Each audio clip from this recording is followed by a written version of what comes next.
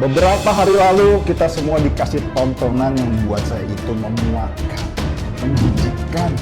Dengan bangganya, beberapa ketua fraksi di DPRD DKI Jakarta berfoto-foto sesudah makan malam dengan Gubernur DKI Anies Baswedan.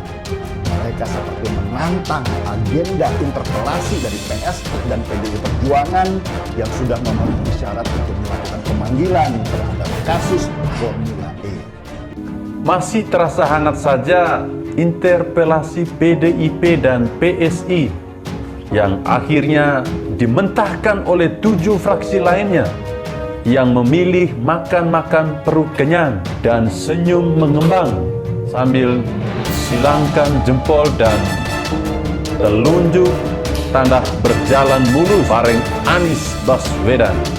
Gagalnya interpelasi DPRD Jakarta kepada Anies Baswedan terkait penyelenggaraan Formula E menjadi sorotan.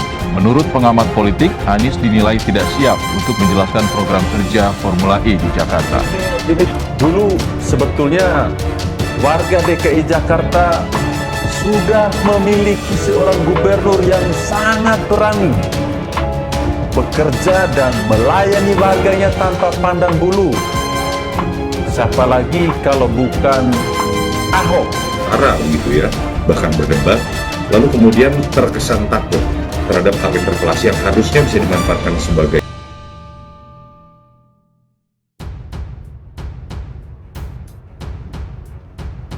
Ahok bikin DPRD gemetar, Anies malah bikin DPRD kenyang. Bandingkan Ahok dan Anies, ini sebenarnya sangat berbeda jauh antara langit dan bumi, jika tidak mau dikatakan antara surga dan neraka.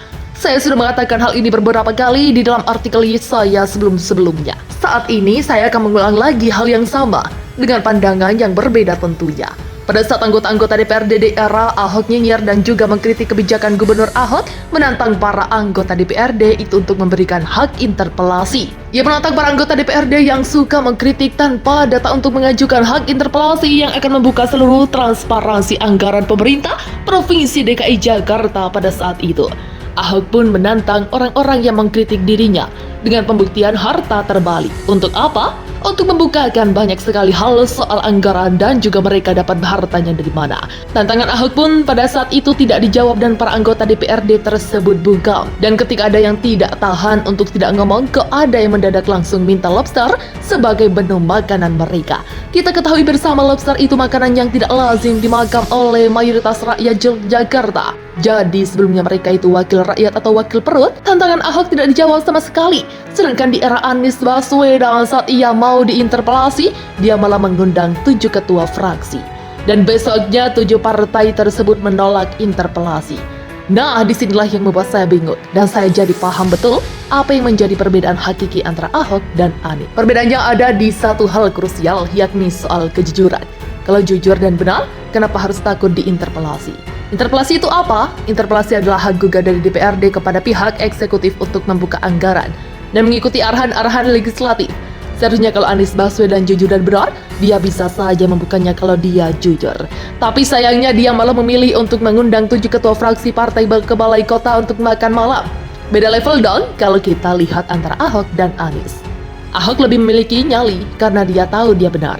Sedangkan Anies Baswedan tidak bernyali karena dia tahu dia salah. Setidaknya dari hal ini kita melihat ada hal yang positif dari Anies Baswedan. Tahu apa yang dia lakukan secara salah dan dia kelihatannya sangat menghindari konflik-konflik yang bakal terjadi dan membuat dia berkasus hukum. Anggaran-anggaran ganjil itu banyak banget guys. Nilai dari Formula E sampai dengan anggaran-anggaran yang tidak wajar dalam penanganan wabah ini. Dari hal ini kita bisa melihat siapa yang benar-benar menjadi impostor. Mentalitas antara Ahok dan Anies ini jauh sekali.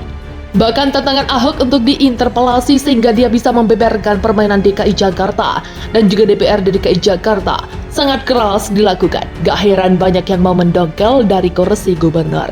Anies pun pada akhirnya menjadi pion dari Chaplin. Ngomong-ngomong tentang Ahok, dia ini pernah menjalankan tugasnya dengan sangat baik. Seharusnya Anies bisa berguru sama Ahok. Kalau perlu cium kakinya, hisap jempolnya.